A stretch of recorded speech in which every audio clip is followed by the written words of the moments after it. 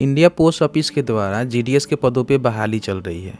इसका फॉर्म भरने में जो है काफ़ी सारे लोगों को प्रॉब्लम हो रहा है, क्योंकि मुझे जो है कई सारे पर्सनली मेल भी देखने को मिला है या फिर कई सारे व्हाट्सएप पे भी हमें जानकारी देखने को मिला है कि जो भी एजुकेशनल डिटेल्स है उसको हम फिल आउट कर रहे हैं तो हमें जो है कुछ इस तरह से एरर देखने को मिल रहा है। इसमें जो है कहीं ना कहीं समस्या आ रही है फॉर्म भरने में। ठीक है, तो इसको लेकर हम बात करेंगे और ये भी बताएंगे कि आपको जो स्टेप बाय स्टेप कैसे फॉर्म को भरना है, क्योंकि बहुत सारे अभ्यर्थी जो है फॉर्म भरने में गलती कर रहे हैं, पोस्ट प्रेफरेंस देने में गलती कर रहे हैं, जो गलती आपको भूल के भी नहीं करना है, नहीं तो फॉर्म भरेंगे आपका सिलेक्शन भी नहीं होगा।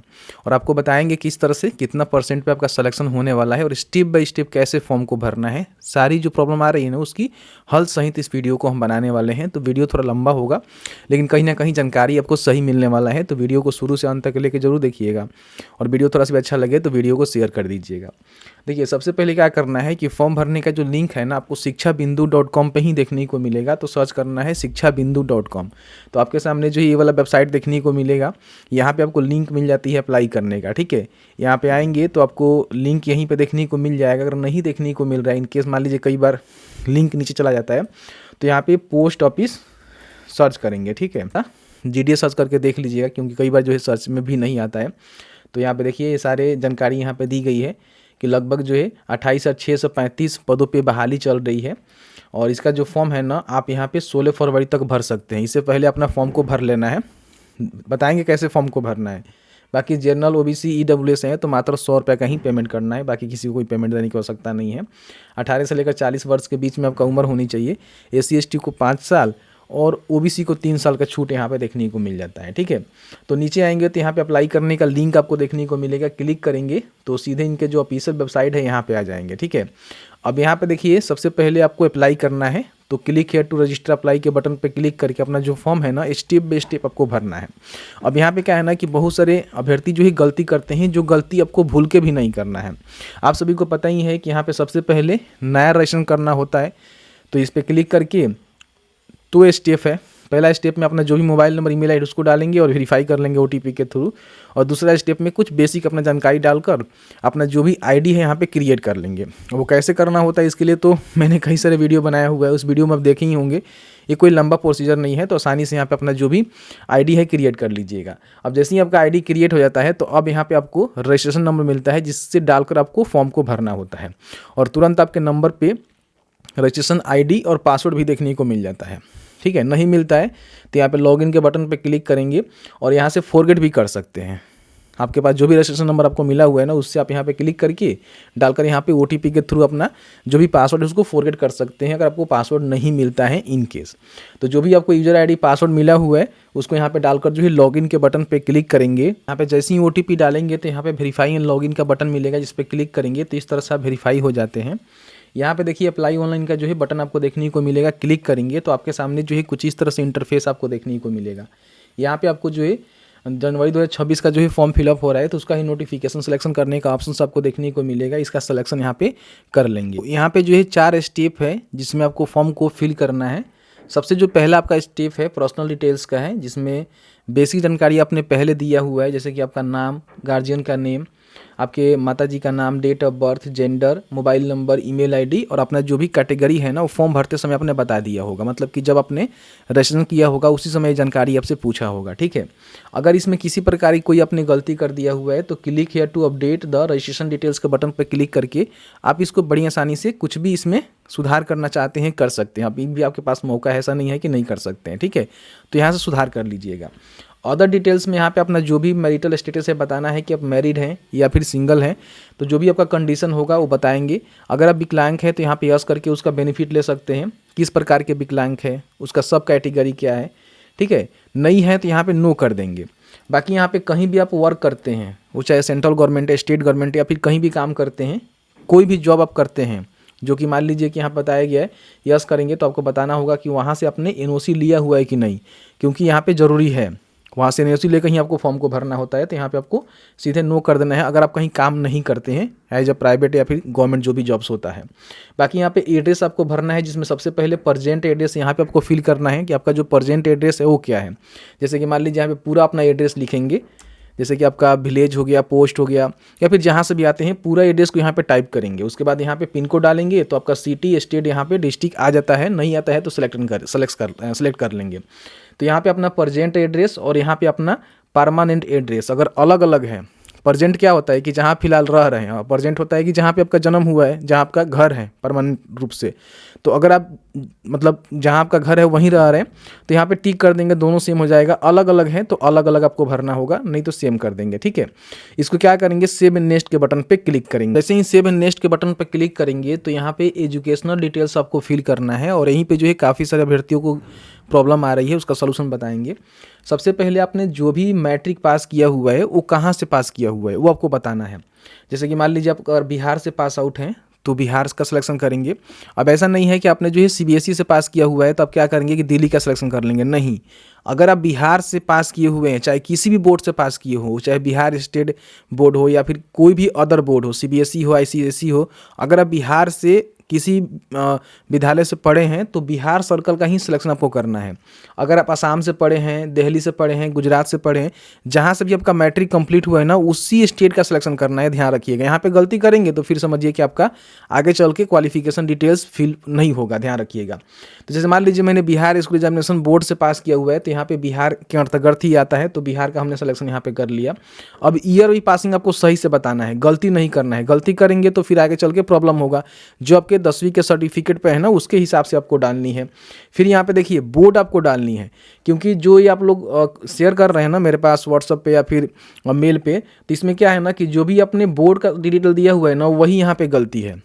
आपने बोर्ड का सिलेक्शन सही से नहीं किया हुआ है, तो बोर्ड का सिलेक्शन यहाँ पे सही से करना पड़ेगा, तभी जाकर आपका यहाँ पे फॉर्म फिलअप होगा। अब देखिए बिहार में जो है कई सारे बोर्ड हैं। जैसे कि सबसे पहले बिहार स्कूल एग्जामिनेशन बोर्ड है जो कि 500 अंकों का होता है, 2007 से लेकर 25 तक अभी तक चल ही रहा है। फिर यहाँ पे देखिए बिहार में जो है संस्कृत शिक्षा बोर्ड भी होता है। तो अगर आपने संस्कृत शिक्षा बोर्ड से 10वीं पास किया हुआ है तो इसका सिलेक्शन करेंगे, जो कि 800 नंबर का होता है। अगर आप बिहार स्टेट मदरसा एजुकेशन बोर्ड से पास आउट किए हैं, क्योंकि बिहार में जो है मदरसा बोर्ड भी चलता है, तो इसका सिलेक्शन करेंगे। तो जहाँ से आप पास आउट है उसका सिलेक्शन करेंगे।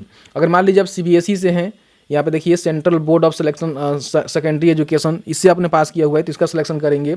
यहाँ पे देखिए सीबीएसई एजुकेशन जो 6 सब्जेक्ट वाला होता है उससे आपने पास किया हुआ है तो वो बताएंगे। यहाँ पे देखिए बहुत सारे आपको देखने को मिलेगा। तो जो भी अपने बोर्ड से पास आउट किया हुआ है ना, उसका सिलेक्शन सही से करना है। अब यहाँ पे गलती कर देते हैं कि 800 नंबर डाल देते हैं, कोई अलग डाल देता है, तो ऐसा नहीं करना है। यहाँ पे जैसे मान लीजिए अपने बिहार बोर्ड से पास आउट किया हुआ है 500 अंकों वाला, तो इसका ही सिलेक्शन करेंगे। कहीं भी आपको प्रॉब्लम नहीं होगा, आपको दिखाएंगे, फॉर्म भर के दिखाएंगे, कहीं भी दिक्कत नहीं होगा।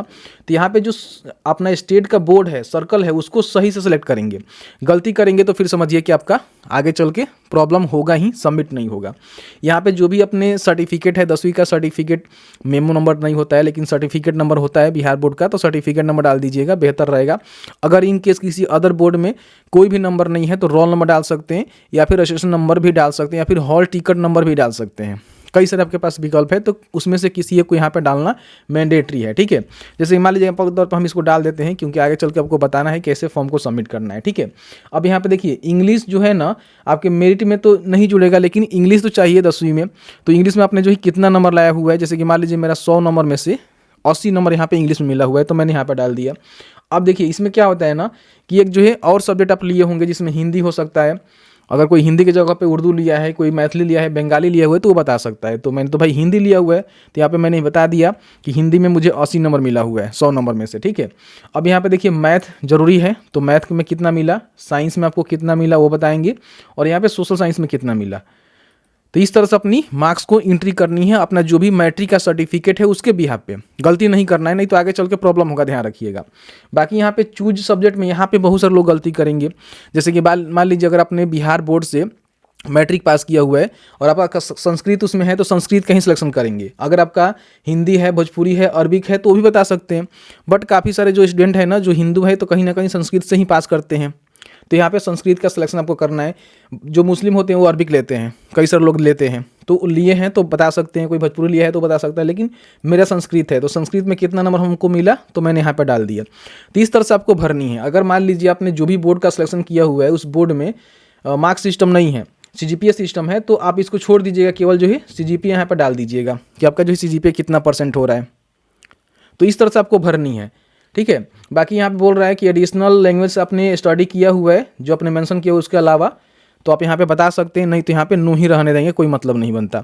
अब यहाँ पे सेव एंड नेक्स्ट के बटन पर क्लिक करेंगे, कंटिन्यू करेंगे, कहीं भी प्रॉब्लम नहीं होगा। देखिएगा तो यहाँ पे स्मूथली सेव हो जाता है अपना एजुकेशन डिटेल्स। आपके सामने हम लाइव करके दिखा रहे हैं, कोई भी आपके साथ चीटिंग नहीं कर रहे हैं। देखिए एजुकेशनल डिटेल्स सेव्ड यहाँ पे हो गया। तो आप यहाँ पे क्या कर रहे हैं ना कि जो भी अपना यहाँ पे एक बार बैक करके आपको दिखाना चाहेंगे, जो भी अपना यहाँ पे सर्कल है उसका सिलेक्शन गलती कर ले रहे हैं, नहीं तो बोर्ड का सिलेक्शन आप गलती कर ले रहे हैं, और नहीं तो सब्जेक्ट का सिलेक्शन आप गलती कर रहे हैं, तो इसमें सुधार करिए। आप इसको एक बार चेंज करके देखिए, ध्यान से देखिए, आपको कोई समस्या नहीं आने वाला है जहाँ तक मैं समझता हूँ। बाकी आप लोग खुद होशियार हैं, आप लोग को सब कुछ पता है, ठीक है। तो कहीं भी फॉर्म भरने में गलती नहीं करना है, गलती करेंगे तो आगे चल के फॉर्म भरने से कोई फायदा भी नहीं होगा। तो दो चीज़ देखना है, अपना सर्कल और साथ ही सर्कल मान लीजिए आप उन्होंने डाल दीजिए जहाँ पे वैकेंसी आप भर्ती होना चाहते हो, तो आगे बताएंगे। यहाँ पे अपना जो भी मैट्रिक का सर्कल है वो बताना है कि मैट्रिक आपने कौन से बोर्ड से, बिहार स्टेट से पास किया हुआ है, वो सर्कल आपको बतानी है। तो इस तरह से जानकारी भरेंगे तो कोई भी प्रॉब्लम नहीं आएगा। अब यहाँ पे क्या है ना कि पोस्ट प्रेफरेंस देना है, इसमें भी बहुत सारे लोग गलती कर रहे हैं, जो गलती आपको भूल के भी नहीं करना है। अब यहाँ पे क्या है ना कि जहाँ भी आपको भर्ती होनी है उसका सर्कल यहाँ पे देना है, वहाँ पे नहीं देना था, यहाँ पे देना है, ठीक है। तो यहाँ पे क्या करना है, मान लीजिए मुझे बिहार सर्कल के लिए ही आवेदन करना है, मैं बिहार से हूँ, बिहार में ही चाहता हूँ कि मेरा जॉब हो। आप चाहें तो दूसरे किसी स्टेट का दे सकते हैं, कोई इसमें बाउंडिंग नहीं रहता है। लेकिन हाँ, एक सर्कल के अंदर एक ही डिवीजन के लिए फॉर्म भर सकते हैं, मल्टीपल डिवीजन के लिए फॉर्म को नहीं भर सकते, अप्लाई नहीं कर सकते हैं, ध्यान रखिएगा। अभी सर्कल में जो भी डिवीजन के लिए फॉर्म भरना चाहते हैं उसका सिलेक्शन करेंगे तो उसमें जो भी वैकेंसी सीटें हैं ना आपके सामने आ जाएगा। तो यहाँ पे सबसे पहले ध्यान देना है कि जो आपके कैटेगरी वाले सीटें हैं ना उसको फर्स्ट में प्रेफरेंस देना है, और बाकी जो ईआर यानी कि जनरल वाला सीटें हैं ना उसको लास्ट में आप दे सकते हैं। तो जो भी आपको पोस्ट ऑफिस अच्छा लग रहा है, जो भी पोस्ट आपको अच्छा लग रहा है, उसके अकॉर्डिंग अपने जो भी कैटेगरी वाले पोस्ट है उसको फर्स्ट पे प्रेफरेंस दीजिए। फिर मान लीजिए यहाँ पे ओबीसी देखिए हैं तो इसको हम सेकेंड पे देंगे। तो इस तरह से चाहें तो जितने भी प्रेफरेंस है यहाँ पे देखिए बहुत सारे यहाँ पे पेजेस दिए गए हैं। हो सकता है कि आपके डिवीजन में बहुत सारी भर्तियां होगी तो सबका सिलेक्शन आप यहाँ पे दे सकते हैं अपने अकॉर्डिंगली। अब ऐसा नहीं है कि हम आपको बताएंगे कि आप ये दीजिए तो यहाँ पे भर्ती हो जाएगा, नहीं। एक बार उसका कटअप भी देख सकते हैं आप इनके ऑफिशियल वेबसाइट पे जाकर, यहाँ पे कि कौन सा सर्कल का जो है कटअप क्या गया था 2025 वाला। यहाँ पे देखिए बिहार में जो मेरिट लिस्ट जारी हुए थे उसका क्या कटअप गया था, तो यहाँ पे देखेंगे तो आपको कटअप भी देखने को मिल जाएगा कौन से। देखिए औरंगाबाद बिहार डिवीजन में देखिए तो 98 गया था किसका, ईवर का। ओबीसी का देखेंगे तो 97 गया था, ओबीसी का देखिए यहाँ पे एसी का देखेंगे तो 97 गया था लास्ट वाला मेरिट लिस्ट में। तो इस तरह से आप देख सकते हैं, एक अपेक्षा कर सकते हैं कि भाई हाँ मतलब यहाँ पे भर्ती इतना परसेंट पे हो रही है तो अपने हिसाब से यहाँ पे भर सकते हैं। बाकी ध्यान रखिएगा 60-70% है तो फॉर्म भरने से कोई फ़ायदा नहीं है। फॉर्म तो भाई कोई भी भर सकता है लेकिन सिलेक्शन होने की कोई उम्मीद मत रखिएगा। 80+ है तो फॉर्म को भरिए, आपका सिलेक्शन में भी हो सकता है जहाँ तक मैं समझता हूँ। तो इस तरह से आप जितना भी प्रेफरेंस देना चाहते हैं वो दे सकते हो, आपके ऊपर निर्भर करता है। ऐसा नहीं है कि आप मतलब सारे ही देंगे तो चलेगा, आप कम भी दे सकते हैं, आप अपने हिसाब से पूरा को प्रेफरेंस दे सकते हैं। मेरा मानना है कि पूरा ही दीजिए, ठीक रहेगा, ठीक है। और देने के बाद जो भी प्रेफरेंस देंगे यहाँ पे आपको देखने को मिलेगा कि आपने फर्स्ट पे कौन दिया है, सेकंड पर कौन दिया है। जैसे कि फर्स्ट में यहीं पे आपका सिलेक्शन होगा, अगर इनकेस नहीं होता है तो फिर सेकंड वाला पे आपको मिलेगा, और उसके बाद भी अपने जो प्रेफरेंस दिया हुआ है वहाँ भी आपका सिलेक्शन हो सकता है। तो इस तरह से भरने के बाद यहाँ पे सेव नेक्स्ट के बटन पर क्लिक करेंगे। बाकी यहाँ पे जो भी फोटो है जो कि बताया गया है कि आपका जो है 30 KB से लेकर 100 KB के बीच में होनी चाहिए।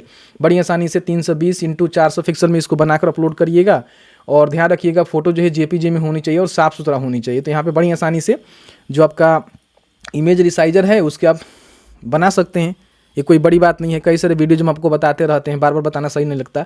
और सिग्नेचर देखेंगे तो बताया गया है कि आपका 20 से लेकर जो है 100 KB के बीच में होनी चाहिए 300x120 पिक्सल में, ठीक है। जो कि आपको सिग्नेचर वाइट पेपर पे ब्लैक या फिर ब्लू इंक से करके स्कैन करके अपलोड करना है JPG फॉर्मेट में। तो इसको भी आप इसी वेबसाइट के माध्यम से बना सकते हैं, कोई भी दिक्कत नहीं है। और उसके बाद यहाँ पे चूज फाइल के बटन पर क्लिक करके अपलोड करेंगे, यहाँ पे डिक्लेरेशन देंगे और फिर यहाँ पे प्रीव्यू के बटन पर क्लिक करेंगे। तो आपके सामने जो है कुछ इस तरह से प्रीव्यू आपको देखने को मिलेगा, जिसमें जो भी जानकारी आपने फिल आउट किया हुआ है ना, सभी जानकारी को आपको चेक करने की आवश्यकता होती है। चेक कर लीजिएगा, आपको लगता है कि ठीक है तो सबमिट कर सकते हैं। आपको लगता है कुछ आपने गलती कर दिया हुआ है, एडिट एप्लीकेशन के बटन पर क्लिक करके अभी भी आपके पास समय है, एडिट कर सकते हैं। जैसे ही सबमिट के बटन पर क्लिक करेंगे, यहाँ पे या सबमिट के बटन पर क्लिक करेंगे, आपका जो फॉर्म है ना सबमिट हो जाता है। अगर आप जनरल, EWS और OBC से आते हैं तो आपको जो है 100 रुपये का पेमेंट करना है केवल मेल कैंडिडेट को। बाकी किसी भी कैटेगरी, कोई भी फीमेल है या फिर कोई भी अदर कैटेगरी वाले हैं, उसको कोई भी फ़ी नहीं जमा करना है। इसके बाद सीधे प्रिंट आउट निकाल कर अपने पास सुरक्षित रख लेंगे। कोई भी समस्या आ रही है हमें ज़रूर बताएंगे। बहुत सारे लोगों ने मेल किया था, उसके अकॉर्डिंगली मैंने वीडियो को बनाया। वीडियो अच्छा लगा है तो वीडियो को लाइक करें, शेयर करें। आपके मन में किसी प्रकार की कोई भी सवाल है तो हमें मेल कर सकते हैं या फिर कमेंट भी कर सकते हैं। वीडियो देखने के लिए बहुत बहुत धन्यवाद।